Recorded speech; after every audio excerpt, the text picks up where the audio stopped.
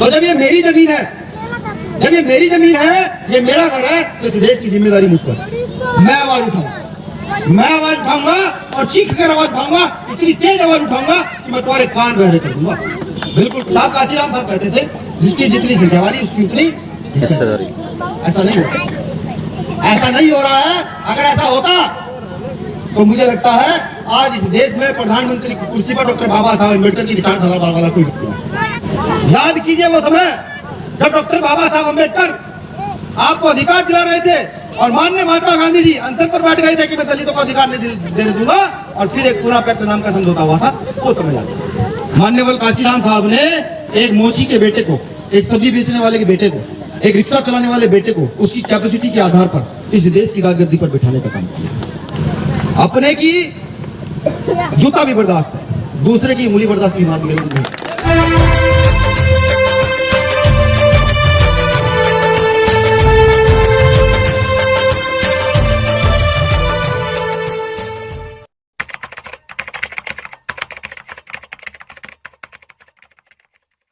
ये बताया कि हम भी जानवर नहीं, हम भी इंसान हैं, हमारे अंदर भी आप जैसा ही खून बहता है। हमें हक अधिकार लड़ने के लिए तैयार किया। ऐसे तमाम महापुरुषों को शुरू करना करते हैं।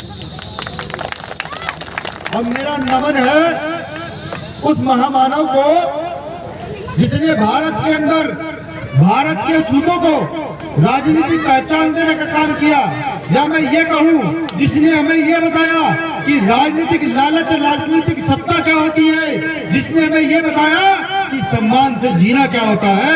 ऐसे महापुरुष महामानव मानव काशीराम साहब को क्रांतिकारी शुरू करने। साथियों आज आया हूँ यहाँ पर, एक कैंपेन भी चला रखा है, नुक्कड़ सभाओं का है दौर, अब चलेंगे प्रधान से प्रधानमंत्री की ओर। ये काम पूरे देश में भीम आर्मी के लोगों ने चला रखा है। एक काम भीम आर्मी के लोगों ने और चला रखा है, वो क्या कि जब कहीं शोषण हो, अत्याचार हो, तो 100 नंबर को कोलवाद में कर दो, भीम आर्मी को पहले कर दो, भीम आर्मी। लेकिन कुछ कमियां हैं तो समाज की, क्योंकि मैं पहले बता दूं कड़वे लोग हैं, हरियाणा का मिक्स लैंग्वेज है, सहारनपुर के रहने वाले तो बहुत कड़वी बातें भी बोलते हैं। अगर आप ये कहें कि आप ताली बजाकर और जय भीम कहकर दंगी जो है हमें बहुत सम्मान देना ही, जो गलत है वो गलत है। सामाजिक मूवमेंट में अगर मैं आपको सही रास्ता नहीं दिखा सकता तो मुझे लगता है मुझे आपके प्रतिनिधित्व करने का कोई अधिकार नहीं। चलिए हम सब लोगों को समझना पड़ेगा कि हम राजनीतिक सामाजिक आर्थिक तौर पर कितने पीछे हैं। भाई ये इसकी आवाज डबल क्यों आ रही है? डबल केवल आवाज आ रही है, ये सही नहीं है। जय भीम, जय भीम। आवाज सही आ रही है पीछे तक? मुझे थोड़ी मोटी लग रही है लेकिन आवाज इसकी हल्की बारीक और कर दीजिए। आप सही है? बिल्कुल क्लियर। चलिए हमें ये समझना पड़ेगा कि देश में सामाजिक आर्थिक और राजनीतिक तौर पर इस देश का अछूत कहाँ किस मुहाने पर खड़ा। अछूत शब्द का प्रयोग मैं क्यों कर रहा हूँ ये भी समझना पड़ेगा आप लोगों को।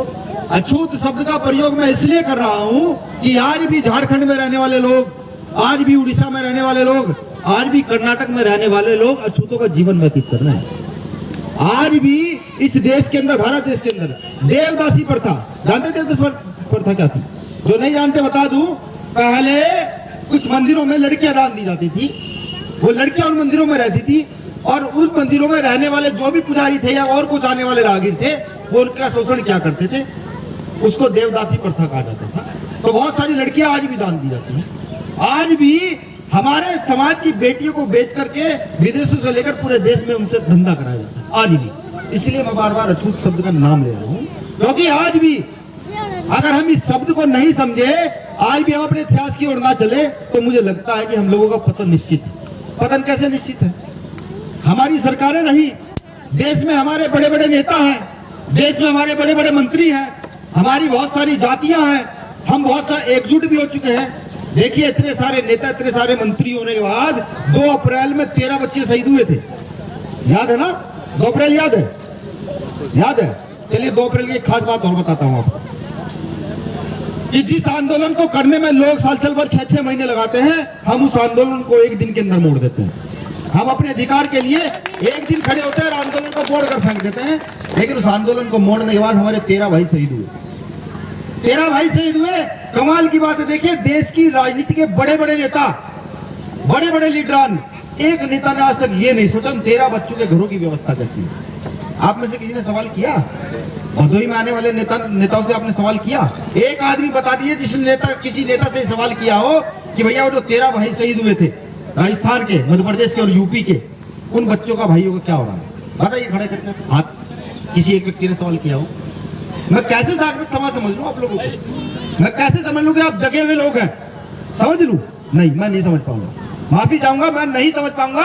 क्योंकि साहब का श्रीराम कहते थे कि मुर्दा लोग मिशन नहीं चलाते, जिंदा लोग मिशन रुकने नहीं देते। और अगर आप अपने बीच के शहीद हुए लोगों के विषय में नहीं पूछ सकते तो आप जिंदा हैं? बताइए जिंदा है क्या? नहीं, जिंदा नहीं हो सकते।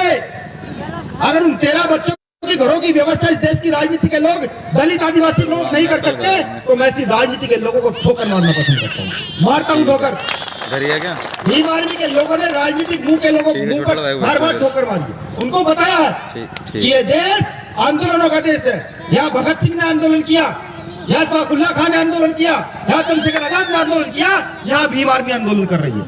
जब इस देश को अंग्रेजों से आंदोलन करके छीन सकते हैं तो चंद मुट्ठी भर लोगों से नहीं छीन सकते, नहीं छीन सकते, छीन सकते। लेकिन हम लोगों को देखिए, हम कितने दिमागदार लोग निकले। डॉक्टर बाबा साहब अम्बेडकर ने 5000 साल की गुलामी के बाद, 5000 साल की गुलामी के बाद भारत की प्रत्येक वर्ग की महिला को अधिकार दे दिए। उन्हें कहा कि तुम मुंह खुले करके चल सकती हो, उन्हें कहा तुम अपनी इच्छा अनुसार कपड़े पहन सकती हो, उन्हें ये कहा कि तुम नौकरी कर सकती हो, तुम डीएम एसडीएम और नेता बन सकती हो। बाबा साहब अम्बेडकर ने कहा, बाबा साहब अम्बेडकर ने अधिकार दिए। दलितों को ये कहा कि अब तुम्हें कोई अछूत नहीं कह पाएगा, तुम्हें कोई तुम्हारी जाति के नाम से गाली नहीं दे पाएगा, तुम चाहे राजनीति करो, चाहे डीएम एसडीएम बनो, चाहे कितना बड़ा बिजनेस करो। बाबा साहब ने 5000 साल की गुलामी के बाद। और किस चीज में कहा? बाबा साहब ने किताब लिखी जिसका नाम था भारतीय संविधान। ये देखिए, ये किताब डॉक्टर बाबा साहब अम्बेडकर ने लिखी। इसमें आप सबके अधिकार निहित किए, पूरे देश में प्रत्येक जाति, प्रत्येक वर्ग के अधिकार। अगर कोई ये कहे कि इसमें ब्राह्मणों के अधिकार नहीं है, क्षत्रियों के नहीं है, वैश्यों के नहीं है, गलत।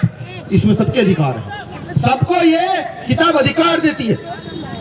लेकिन इसमें इस किताब से सबसे ज्यादा अधिकारों को किसी को फायदा मिला तो उसका नाम सबसे नंबर 1 पर आता है महिलाएं, इस देश की महिलाएं, जिसको संविधान के आधार पर सबसे ज्यादा अधिकार मिले। दूसरे नंबर पर यहाँ के जो छूत लोग थे उनको इस देश की इसमें वो अधिकार मिले। तीसरा, जो यहाँ पर सेवा किया करते थे।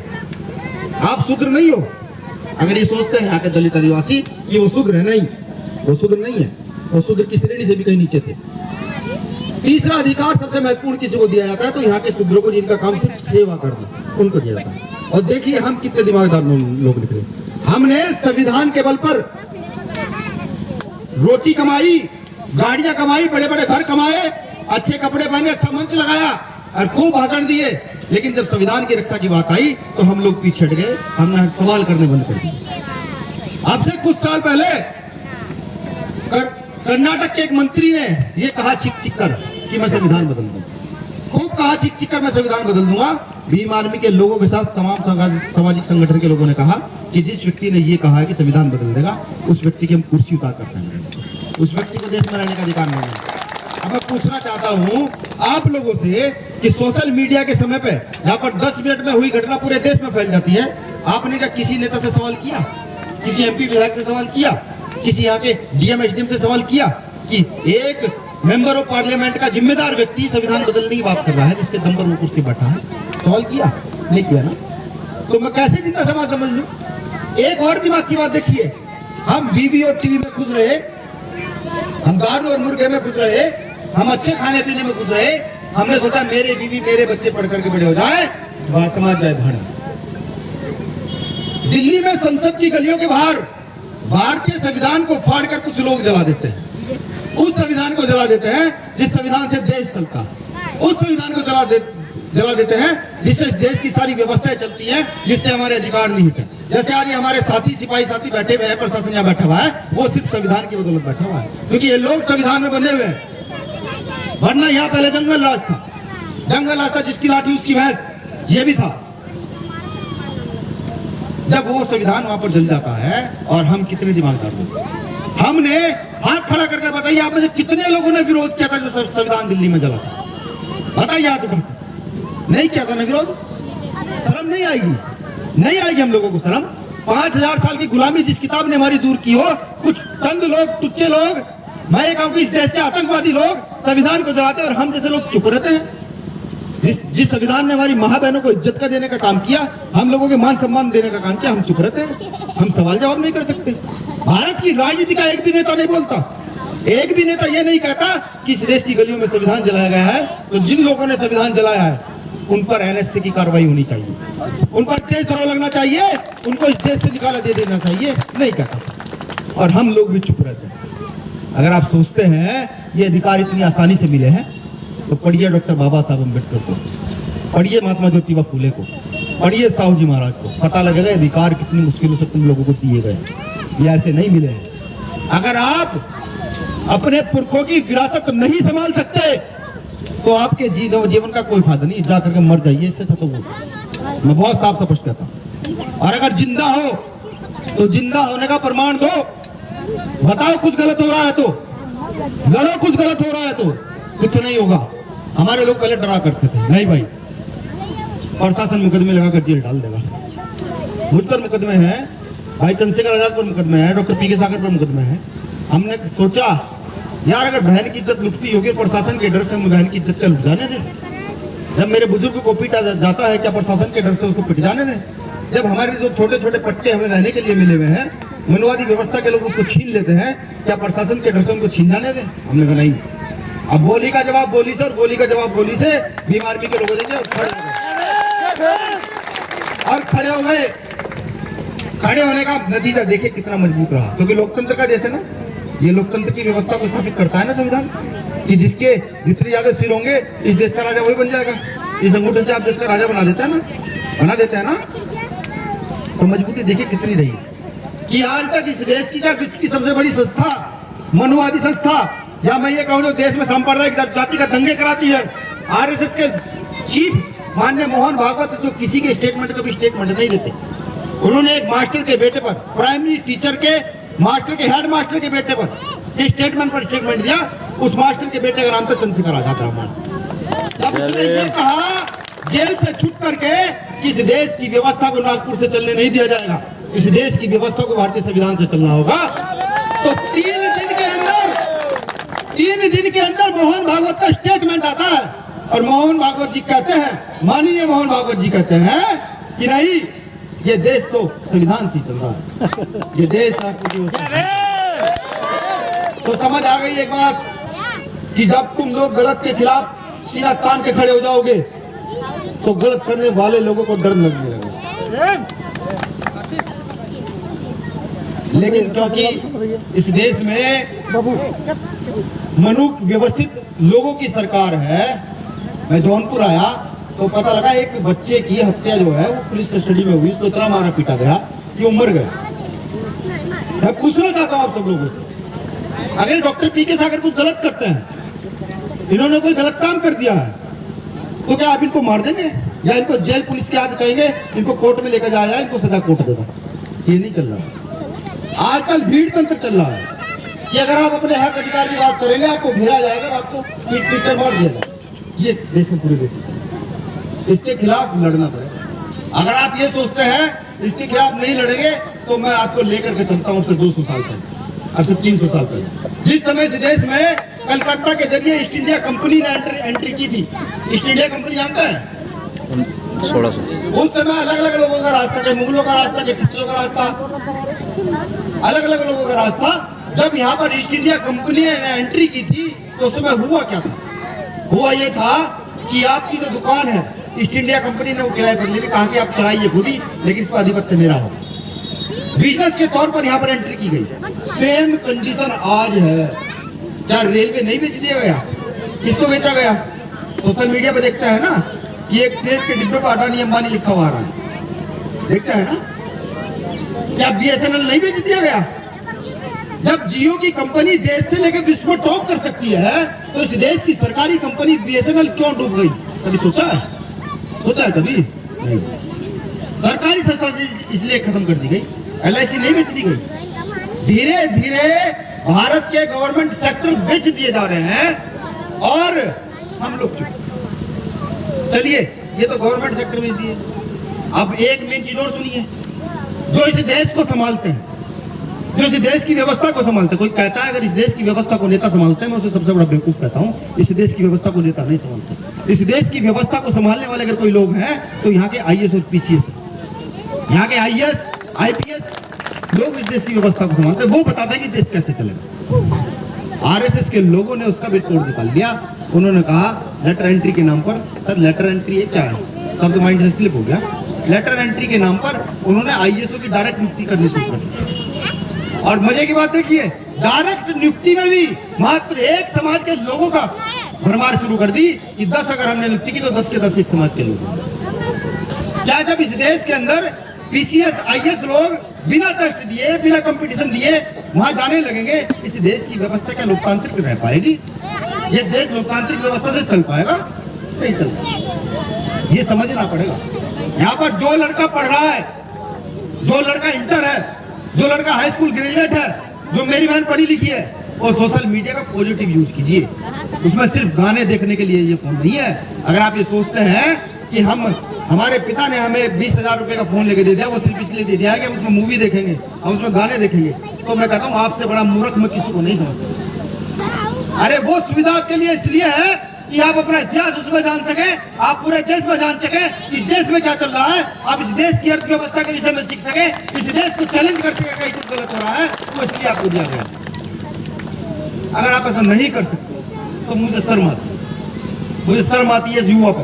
अब मैं एक वर्ग की बात नहीं करूंगा, मैं करूंगा इस देश के युवा की बात। मुझे शर्म आती है इस देश के युवा, जो देश को लगातार बिकने की ओर देश जा रहा हो और वो चुप, वो आवाज न उठा। ठीक है, मेरी और आपकी विचारधारा अलग हो सकती है। मैं डॉक्टर बाबा साहब अम्बेडकर को मानने वाला हो सकता हूँ, तुम सावरकर को मानने वाले थे, ठीक हो सकती है, लेकिन ये देश हम सब लोगों का है।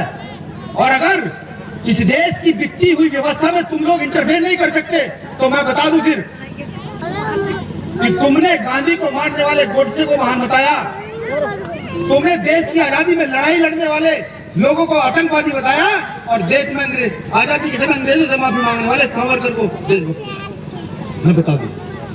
अब क्योंकि मेरा इतिहास ये कहता है, देश की आजादी में लड़ाई लड़ते समय मेरे इतने सारे बुजुर्गों ने, मेरे पिताओं ने शहादतें दी है जिसका कोई आज तक कहीं इतिहास नहीं है, ये मैं जानता हूँ। तो मैं भी, मेरा फर्ज बनता है कि ये देश मेरा है। बोलते हैं ना हमारा, जय भीम जय मूल निवासी, बोल पिताश्री जय भीम जय मूल निवासी, हमारा बोलते हैं। तो जब ये मेरी जमीन है, जब ये मेरी जमीन है, ये मेरा घर है, तो इस देश की जिम्मेदारी मुझ पर। मैं आवाज उठाऊंगा, मैं आवाज उठाऊंगा और चीख कर आवाज उठाऊंगा, इतनी तेज आवाज उठाऊंगा कि मैं तुम्हारे कान बहरे कर दूंगा, बिल्कुल कर दूंगा। हमने इनके कान बहरे किए। SC/ST एक्ट में जब प्रावधान हुआ तो भीम आर्मी के लोगों ने इनके कान बहरे किए। जब गुरु रविदास गढ़ 700 साल पुरानी धरोहर दिल्ली में तोड़ी गई तो भीम आर्मी के लोगों ने इनके कान बहरे किए। और अभी भी ये जैसे जैसे प्राइवेटीकरण करते जा रहे हैं, अभी भी हम इनके द्वारा फिर कान बहरे करेंगे। ये अगर ये सोचते हैं कि ये रिजर्वेशन को इस देश से निकाल देंगे, ये अगर ये सोचते हैं ये जाति आधारित समाज की स्थापना कर देंगे, ये अगर ये सोचते हैं कि हम पर शोषण कर हमें जेल भेज देंगे, तो हम भी इनको ये बताएंगे कि हमारे सिरों की संख्या इतनी ज्यादा है, इतनी ज्यादा है कि तुम काटते काटते थक जाओगे, हमारे सिर कटते कटते रह सकेंगे। हम सब लोगों को समझना पड़ेगा, यहाँ की राजनीतिक स्ट्रक्चर को समझना पड़ेगा। साहब काशीराम साहब कहते थे, जिसकी जितनी संख्या वाली उसकी उतनी हिस्सेदारी। ऐसा नहीं हो रहा, ऐसा नहीं हो रहा है। अगर ऐसा होता तो मुझे लगता है आज इस देश में प्रधानमंत्री की कुर्सी पर डॉक्टर बाबा साहब अम्बेडकर की विचारधारा वाला कोई व्यक्ति है। ऐसा नहीं। क्या हम लोग सुन्न पड़ गए हैं? क्या हम लोग मर गए हैं? क्या हम लोगों को रोटी नहीं मिलती है? वो समय याद कीजिए जब मरे हुए जानवरों का मांस हमारी माँ बहनें उतार कर लाती थी और उसको सुखाकर 3-3 महीने हम लोग खाया करते थे। वो समय याद कीजिए। अगर वो समय भूल गए हैं तो मैं कुछ नहीं। याद कीजिए वो समय जब डॉक्टर बाबा साहब अम्बेडकर आपको अधिकार दिला रहे थे और माननीय महात्मा गांधी जी अनशन पर बैठ गए थे कि मैं दलितों को अधिकार नहीं देने दूंगा, और फिर एक पूरा पैक्ट नाम का समझौता हुआ था, वो समझ आ गया। आज लड़ाई ये होनी चाहिए थी कि प्रमोशन में रिजर्वेशन कैसे लागू हो। आज लड़ाई ये होनी चाहिए थी जो पूरा पैक्ट में हम लोगों को धोखा दिया गया वो कैसे लागू हो। आज लड़ाई हम कौन सी कर रहे हैं कि प्राइवेटीकरण देश से बंद कैसे हो। समझिए देश की व्यवस्था, सोचिए कि अगर पढ़े लिखे लोगों को आप जगह नहीं देंगे, आप ऐसे लोगों को जगह नहीं देंगे तो समानता हक अधिकार की बात करते हैं, तो बहुत जल्द ही यहाँ से आप लोगों का समय खत्म होने वाला है, बहुत जल्द खत्म होने वाला है। अगर ये चाहते हैं नहीं इस देश में न्याय के आधार पर बहुत सारी चीजें हो, न्याय के आधार पर काम हो, आदमी की कैपेसिटी के आधार पर व्यक्ति आगे की ओर जाए। इसी बीच एक बात मैं और कर दूं, जो लोग ये सोचते समझते हैं, क्योंकि मेरा लाइफ बहुत सारे लोग देखते हैं, ये सोचते समझते हैं कि आरक्षण कोई हमें खैरात में मिली हुई चीज नहीं। कई हजार साल हमने गुलामी ली, हमें तो दास्ता करने तक का अधिकार नहीं था कि हम किसी की सेवा कर सके, वो भी अधिकार नहीं था। अभी तो हमें सिर्फ उस आरक्षण के बल पर थोड़ा सा जीने के लिए, रोटी के लिए कुछ मिला। अभी हम उसको इतनी जल्दी नहीं छोड़ेंगे तब तक हमें यह महसूस न हो जाए कि हम एक स्वतंत्र भारत में रहते हैं, तब तक हमें यह महसूस न हो जाए कि हमें जातियों के नाम पर प्रताड़ित नहीं किया जा रहा है, तब तक हमें महसूस न हो जाए कि रात को सोने वाला एक मजदूर उसको कल रोटी खाने की चिंता नहीं है, तब तक इस देश के रिजर्वेशन को किसी कीमत को कोई हटा नहीं। तब तक नाम के आगे चौबे, त्रिवेदी, राणा जी, मौर्य जी, साक्य जी, कुशवाहा ये लिखा जाता रहेगा, तब तक इस देश में आरक्षण की नींव ज्यों की तो खुल जाएगी। जो लोग आरक्षण का विरोध करते हैं, मैं पूछता हूँ वो अपने क्षेत्र का सर्वे करें, अपने क्षेत्र का सर्वे करें और देखें उनकी मासिक इनकम क्या है और एक मजदूर गरीब की मासिक इनकम क्या है। हमारी माओ पर लपेटने के लिए साड़ी नहीं है, लपेटने के लिए साड़ी नहीं है, और वहाँ पर कपड़ों को भी भंडार है। हमारे पास खाने तक के लिए रोटी नहीं है, वहाँ पर राशन का भंडार। हमारे पास रहने के लिए घर नहीं है, जमीनें नहीं है, वहाँ पर जमीनों की ताबा तोड़ बर्बादी। तो ये अनइक्वालिटी देश में जो है, ये हम कहते हैं, चैलेंज करते हैं सरकार को, यहाँ के लोगों को भी चैलेंज करते हैं कि एक बार सारी देश की धन संपदा, जल जंगल, जमीन को बराबर बराबर हिस्सों में बांट कर हमें दे दो। जितनी जनसंख्या हमारी है हमें दे दो, जितनी आपकी है तुम दो। बराबर बराबर अधिकार हमें भी दे दो, जितनी जनसंख्या हमारी है, राजनीतिक प्रतिनिधित्व हमें दे दो, जितना आपका है आप दो। उसमें जो सबसे ज्यादा मेहनत करेगा वो आगे की होगा। और मेहनत से मैं बता दूं, ये देश पहाड़ों और जंगलों का देश था, ये नदियों का देश है। इसलिए जहां हम बैठे हुए हैं, कभी यहाँ पर भी बहुत ऊंचा टीला हुआ करता होगा, ये मेरे बुजुर्गों ने खोद खोद करके प्लेन किया है, ये मेरे बुजुर्गों ने खोद खोद करके बिल्डिंग बनाई है, सड़कें बनाई है, ये उन मेहनत कश लोगों ने सड़कें बनाई है। और अगर आज उनके बच्चों को अधिकार नहीं मिल सकते, आज प्राइवेटीकरण के आधार पर रिजर्वेशन नाम की छोटी सी चीज को भी लूट दिया जाएगा, तो मेरे जैसा व्यक्ति चुप नहीं बैठेगा, बिल्कुल नहीं बैठेगा। मुझ पर कर्ज है डॉक्टर बाबा साहब अम्बेडकर का, मेरी शिक्षा मिली है मुझे डॉक्टर बाबा साहब अम्बेडकर से, तो मैं शिक्षा का पूरा यूज करूंगा, जितने मेरे हक अधिकार हैं वो पूरे यूज करूंगा। मुझे यहाँ इस मंच पर बोलने की आजादी भी भारतीय संविधान का आर्टिकल 19 देता है। अगर कोई ये कहता हुआ नहीं देता, नहीं, मेरी अभिव्यक्ति की आजादी आर्टिकल 19 देता है, और मैं उसमें पूरी अपनी बात को रखूंगा, और तब तक मैं अपनी बात रखूंगा, तब तक मेरी बात रखूंगा। अब मेरा आप लोगों से निवेदन है, आप लोगों से निवेदन है, अपने बीच से लोगों को निकाल निकाल के खड़ा कीजिए। मान्यवर काशीराम साहब का समय हम लोग दोबारा वापस लेकर के आए। मान्यवर काशीराम साहब ने एक मोची के बेटे को, एक सब्जी बेचने वाले के बेटे को, एक रिक्शा चलाने वाले बेटे को उसकी कैपेसिटी के आधार पर इस देश की राजगद्दी पर बिठाने का काम किया। उसको मुख्यमंत्री बनाया, उनको विधायक बनाया, मंत्री बनाया, MP बनाया। ये समाज मान्यवर काशीराम साहब। अब क्योंकि हम लोग भीम आर्मी लोग मान्यवर काशीराम साहब को अपना गुरु मानते हैं, तो हमने भी ये कहा। मान्यवर काशीराम साहब ने बाम सेफ्टी नाम की एक फैक्ट्री लगाई थी, जिससे नेताओं का उत्पादन होता था, लेकिन वहां बहुत सारे लुटेरे जब बचे, तो हमने भी एक फैक्ट्री का निर्माण किया, जिस फैक्ट्री का नाम था भीम आर्मी। अब यहाँ से फिर नए नए नेताओं का उत्पादन होगा, यहाँ से उन नेताओं का उत्पादन होगा जो इस देश में बराबरी की बात करेंगे, यहाँ से उन नेताओं का उत्पादन होगा जो जाति धर्म को छोड़कर सिर्फ समाज हित की और देश हित की बात करेंगे, ऐसे नेताओं का उत्पादन भीम आर्मी से हो रहा है। एक नेता का जन्म तो हो चुका है, चंद्रशेखर आजाद का जन्म हो चुका है, पूर्वांचल से डॉक्टर पीके सागर का जन्म हो चुका है, AK गौतम साहब का जन्म हो चुका है, हमारे मानव जी का जन्म हो चुका है। ऐसे हर जिले में पता नहीं कितने लोग जो राजनीतिक तौर पर भीम आर्मी के लोग जिनको पक्का कर रहे हैं, जिनको सिखा रहे हैं, मजबूत कर रहे हैं कि आने वाले समय में इस देश की राजनीति पर तुम लोगों का भी जो ये लोग हम लोग का। मुझे पूरी उम्मीद है आज भदोही की सरजमी से कि जितने भी लोग मुझे सुन रहे हैं, जितने भी लोग ये चाहते हैं कि हमारा छोटा भाई बड़ा भाई ये मेरा बेटा कुछ सही कह रहा है, वो लोग हमारे कंधे को मजबूत करने का काम करें। और मैं ये भी बता दूं, जो लोग मेरी बातों से सहमत नहीं है, वो ये सोचते हैं कि नहीं ये बच्चा गलत बोल रहा है, तो मैं उनको भी हाथ जोड़कर निवेदन करता हूं कि आज नहीं तो 2 महीने बाद आप मेरी बातों से सहमत जरूर होंगे। और मैं एक कहावत और कहता हूं कि अपना मारकर छांव में डाल देता है, दूसरा मारकर धूम में डाल देता है। मेरा कोई अपना मारकर मुझे छांव में डाल देगा तो मुझे फर्क नहीं पड़ेगा। अपने की जूता भी बर्दाश्त है, दूसरे की उंगली बर्दाश्त भी मार नहीं। चंद लाइनों से मेरी बात खत्म करूंगा। पहले तो पूरी टीम का शुक्रिया, आप लोगों ने इतने कम समय में इस नुक्कड़ सभा का आयोजन किया और बड़े पैमाने पर यहाँ बहनें माताएं हैं, आप सब लोग हैं, कई जिलों के लोग यहाँ पर हैं। मैं आपका हृदय की गहराई से धन्यवाद अदा करता हूँ और मैं चाहता हूँ इस प्रकार की नुक्कड़ सभाएं आप सब लोगों को करने में होता है। जाए गांव-गांव तक भीम आर्मी टीम का निर्माण करें, ASP के बूथ तक का निर्माण करें, लोगों को बताएं, अपने साथ जोड़े, नए लीडरशिप करें। चंद लाइनों से बात करें। साथियों, हम तो फकीरी मिजाज रखते हैं, अपनी ठोकरों में ताज रखते हैं।